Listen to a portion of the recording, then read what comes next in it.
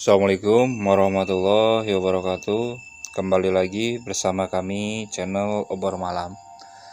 Kali ini saya akan melanjutkan cerita kemarin, masih dengan judul Si Baju Merah. Oke, lanjut ke ceritanya. Aku terus melajukan mobilku secepat mungkin. Jalanan sepi, dan ini jadi saat yang tepat untuk melarikan diri dari sini. Napasku terus memburu. Keringat mengucur deras membasahi wajahku. Ada rasa cemas dan takut yang menghantuiku, terutama dengan sosok itu yang aku takutkan dia masih mengejar.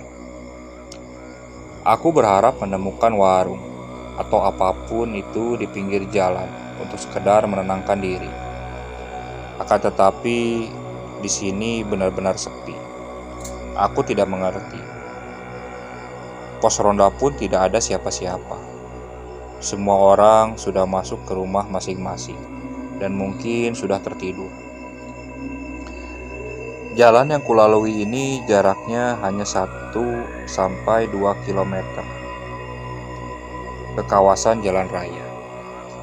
Akan tetapi entah kenapa rasanya lama sekali, sehingga yang aku khawatirkan pun terjadi. Aku mulai merasakan kalau sosok itu masih mengikutiku sampai saat ini. Karena aku mulai mencium aroma busuk yang sama seperti di tempat tadi. Aroma busuk bercampur amis darah. Aku segera menyalakan musik dan memutarnya dengan suara keras. Karena aku tak mau kalau nantinya ada suara-suara aneh yang muncul dari belakang. Spion tengah pun aku putar arahnya, agar aku tak bisa melihat ke belakang atau apapun yang ada di jok belakang. Aku tak mau melihat. Setelah menyetir cukup lama, yang bahkan seharusnya cepat, aku sampai di jalan raya yang ramai. Disinilah aroma itu mulai menghilang, karena suasana sudah ramai dan orang di sekitar jalan mulai ramai. Aku memberanikan diri menoleh ke belakang, dan tidak ada siapa-siapa di sana. Aku pun lega dan bersyukur.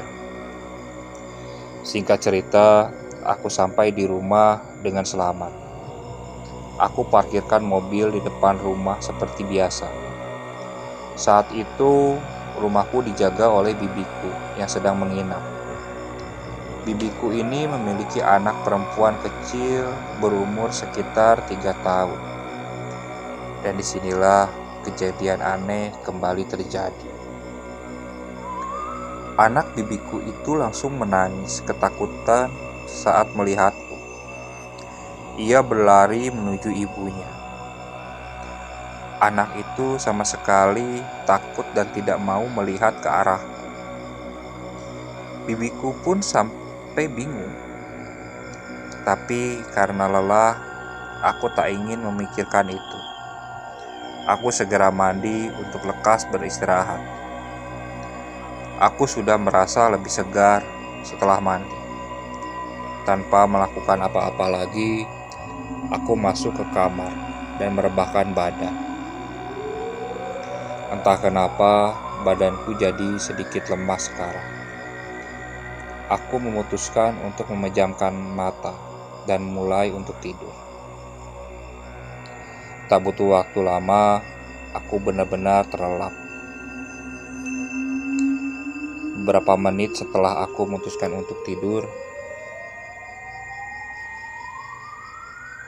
sosok perempuan baju merah itu kembali menghantuiku. Kali ini melalui mimpi. Wajahnya menyeramkan. Rambutnya yang acak-acakan dan kulit pucatnya terbayang jelas dalam mimpiku. Kalau aku bisa bangun, aku lebih memilih untuk segera bangun.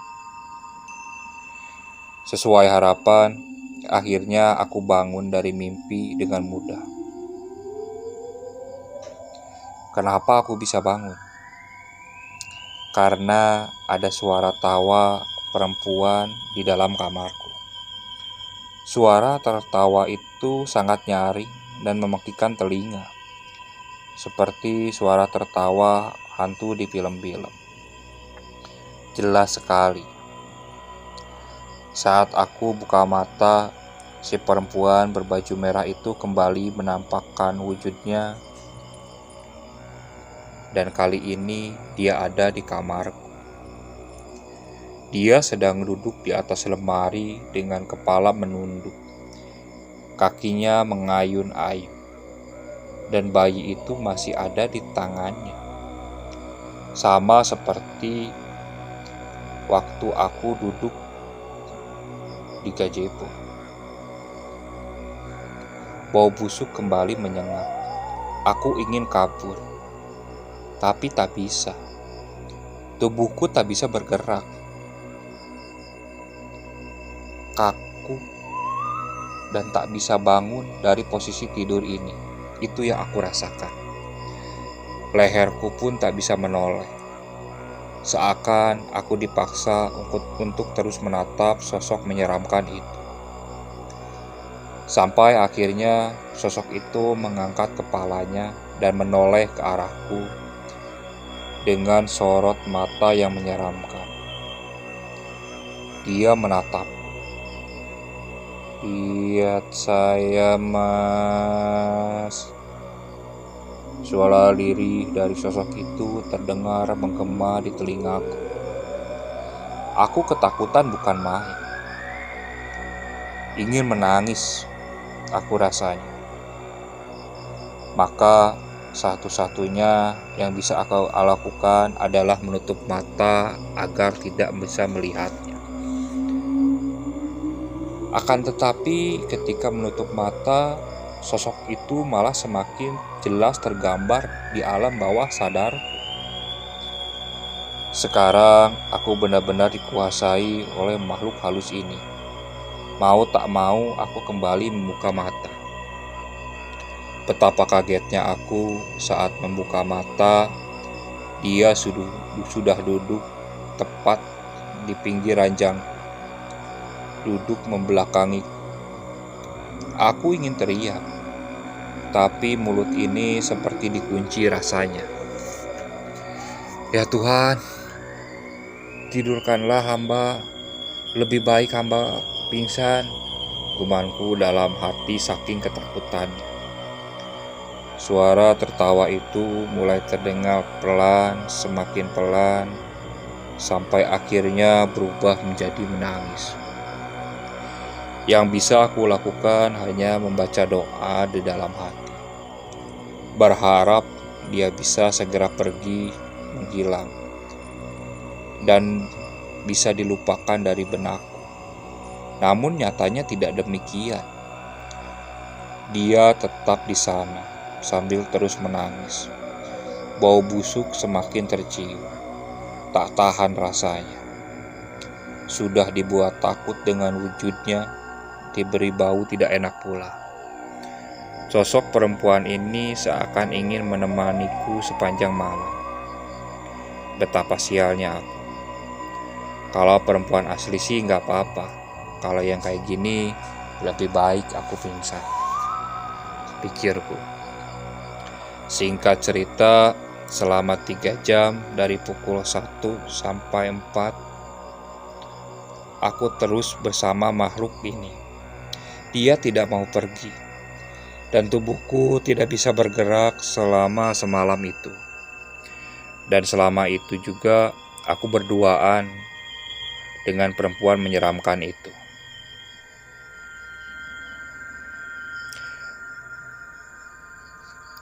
Saat azan subuh berkumandang, tiba-tiba makhluk ini langsung menghilang.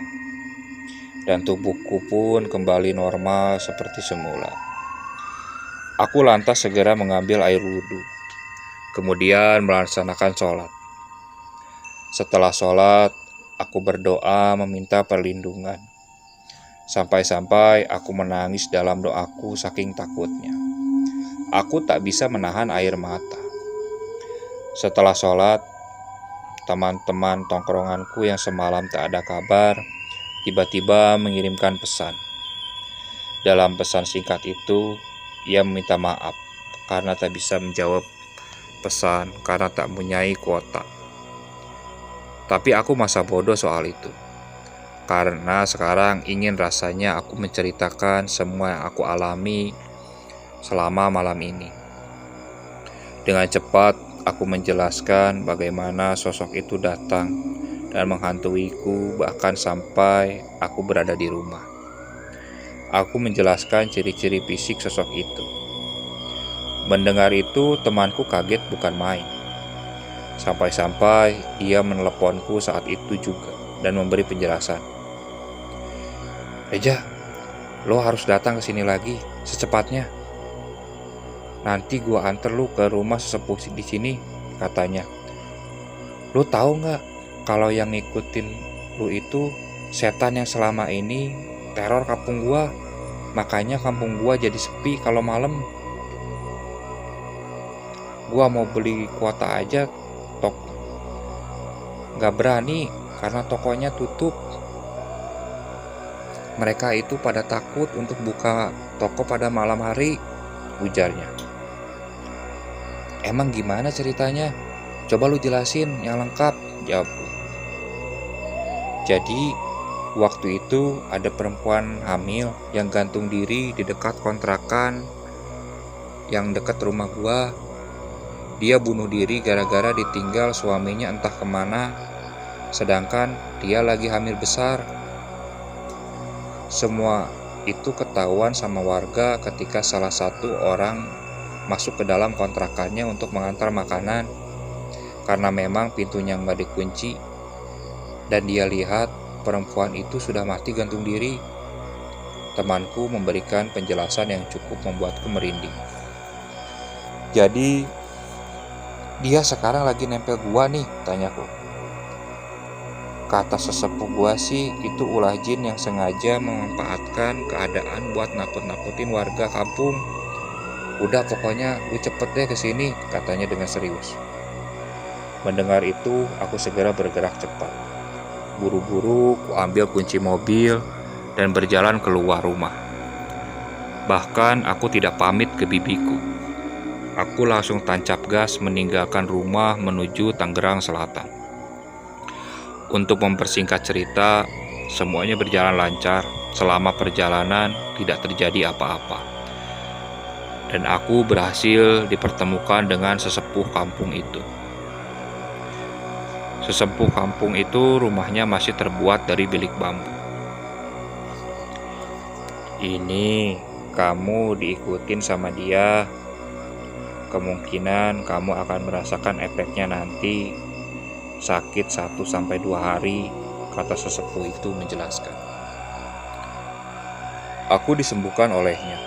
Dia mengaku bisa melepaskan sosok itu dari badanku. Dan benar saja, entah dengan cara apa, badanku memang terasa lebih ringan dari sebelumnya. Dan aku sangat bersyukur karena ini menjadi akhir dari rentetan teror yang aku alami selama semalam ini dan tak berlanjut di malam berikutnya. Terlebih lagi, tak ada yang tahu selain aku di keluargaku. Jadi aku bisa merasa tenang. Pagi itu aku merasa lebih segar. Aku pulang dengan badan yang lebih ringan. Mobilku juga lebih ringan. Untuk menghibur diri, aku pun mampir ke salah satu rumah makan untuk sarapan. Dan setelah itu semuanya selesai. Oke, sekian untuk cerita kali ini. Mohon maaf apabila masih banyak kekurangan dalam pembawaan cerita. Tetap support channel Obor Malam dan terus ikuti cerita-cerita yang dibawakan oleh channel Obor Malam. Oke, sekian. Assalamualaikum warahmatullahi wabarakatuh.